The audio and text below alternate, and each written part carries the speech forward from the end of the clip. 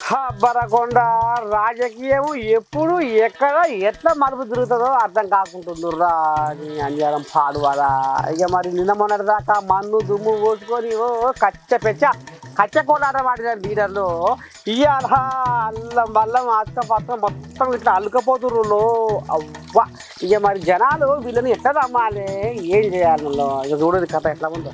మొన్నటిదాకా కేసీరావు అవినీతిని పేరపిత్రలాగా వేల్చిన ఆర్ఎస్ ప్రవీణ్ కుమారు ఇక ఇప్పుడు నువ్వే నా ప్రాణం అంటూ నువ్వే నా గానం అంటూ అనుకుంటా కేసీరావు సంకల చేరిండటనులా ఈ బుద్ధిమంతుడు.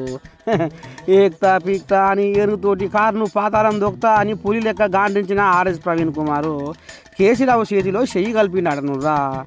ఎవరి చెప్పుడు మాటలు పట్టుకొని కేసీరావుతో పొత్తుకూడి నాగర్ కర్నూలు ఎంపీగా పోటీకి ముందుకొస్తుండు అని సొంత పార్టీ కార్యకర్తలే కయ్యానికి కాలు దూవుతున్నాడనులా. నమ్మితిరా సిద్ధ అంటే ఏమో చేసినట్టు పుసుక్కున నమ్మి ఏనుగు తోక పట్టుకున్నందుకు మమ్మల్ని నట్టేట ముంచిండని బీఎస్పీ చోటామోటా లీడర్లు కన్నెర్ర చేస్తున్నాడనులా.